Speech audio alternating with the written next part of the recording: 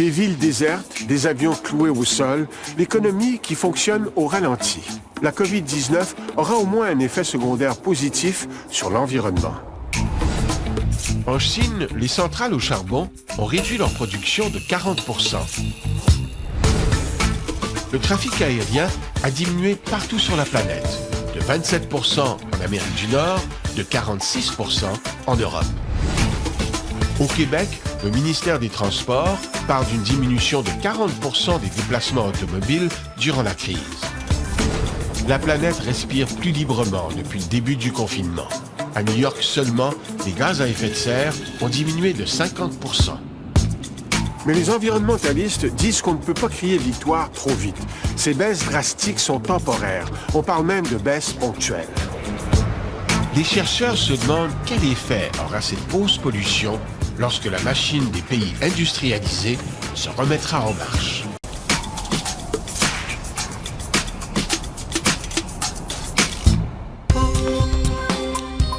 Après la pause, la destruction des écosystèmes à l'origine des pandémies.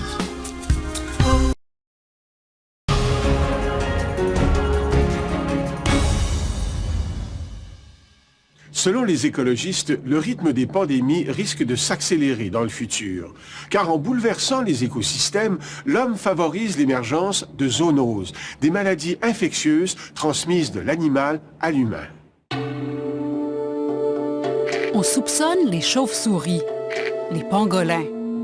Au début, on a même suspecté des serpents. Les scientifiques se questionnent encore sur l'animal à l'origine de la COVID-19. Mais pour les écologistes, le vrai coupable est déjà trouvé. C'est l'humain. Ce qu'il faut comprendre, c'est que tout démarre d'une surpopulation.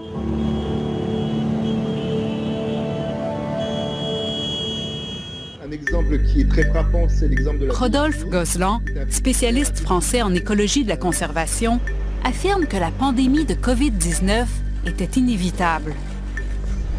Car en bouleversant les écosystèmes, l'humain favorise l'émergence des zoonoses. Une zoonose, c'est un transfert de maladies, aussi bien virales que bactériennes, de l'animal à l'humain. 70% des maladies infectieuses humaines viennent de ces zoonoses.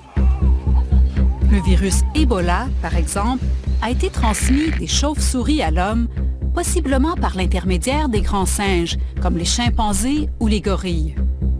Dans le cas du SRAS, c'est la civette qui a transmis le virus à l'homme. Le MERS, ou syndrome respiratoire du Moyen-Orient, provient des chameaux. Avec tous ces microbes qui font le saut des animaux à l'humain, on serait tenté de penser que la biodiversité représente une menace pour notre santé. C'est exactement l'inverse. Elle joue un rôle protecteur. Rodolphe Gozlan a travaillé 4 années en Guyane française, en forêt profonde. Il a montré que la déforestation autour des lacs favorise l'émergence de microbes pathogènes.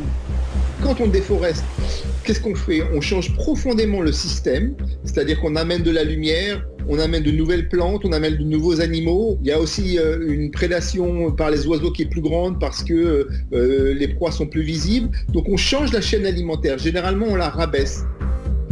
Ces bouleversements profitent à certaines bactéries, dont celles qui sont responsables de la lèpre.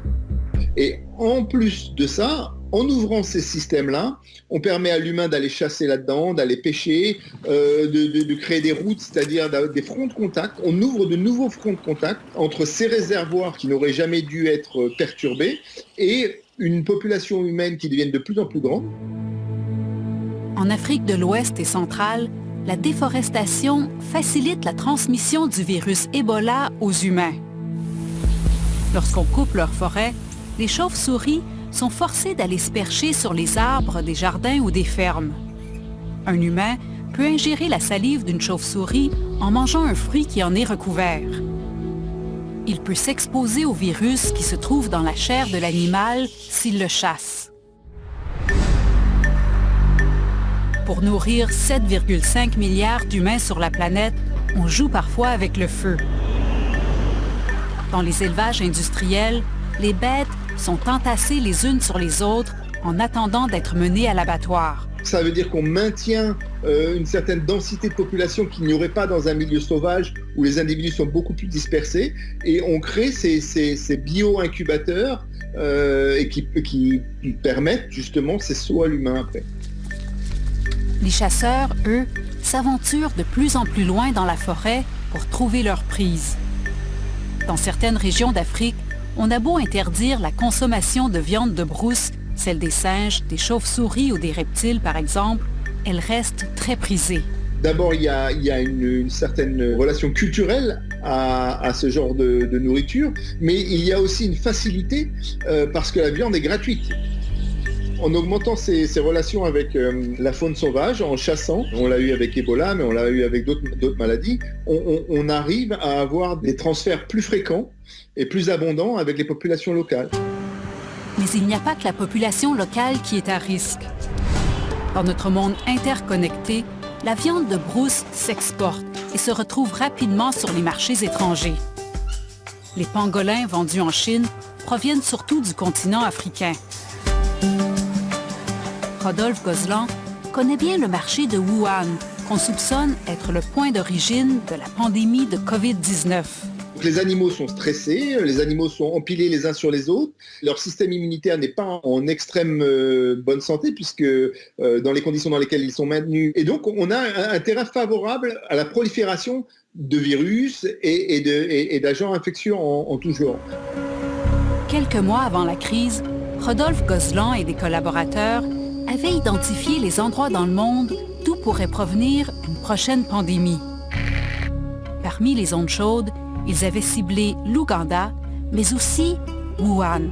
À Wuhan, je pense qu'il y a une condition qu'on n'a pas vraiment pris en compte jusqu'à maintenant. C'est une ville qui est extrêmement polluée. Lorsque vous sortez de l'aéroport, vous avez déjà les bronches qui sont douloureuses, les yeux qui sont, toutes les muqueuses qui sont irritées. Donc je pense que la population de Wuhan aussi est un terrain favorable d'un point de vue épidémiologique à des pneumonies et à tout type de virus qui sont de forme pneumonique. Plusieurs experts s'entendent. Dans le futur, le rythme des pandémies risque de s'accélérer. C'est ce qui a fait naître la discipline One Health, ou une seule santé. Des médecins, des vétérinaires, des écologistes et des anthropologues unissent leurs efforts et s'attellent à la prévention des épidémies. Je pense que cette pandémie au Covid va nous faire réaliser ça. Ce n'est pas un problème éloigné. Ça n'est pas un problème qui touche des pays loin et qui va rester là. C'est notre problème aussi, dans la mesure où maintenant on se rend bien compte qu'en 2-3 mois, une épidémie qui a démarré à l'autre bout d'une planète peut arriver à l'autre bout de l'autre planète et contaminer tous les pays. Nous, il va falloir qu'on investisse dans ces pays-là, pas simplement pour aider ces pays-là, mais pour nous aider nous, puisque si jamais une nouvelle zoonose redémarrait, ce qui est probablement le cas si la situation n'évoluait pas, nous serions aussi impactés que les pays qui en ont vu le démarrage, si je puis dire.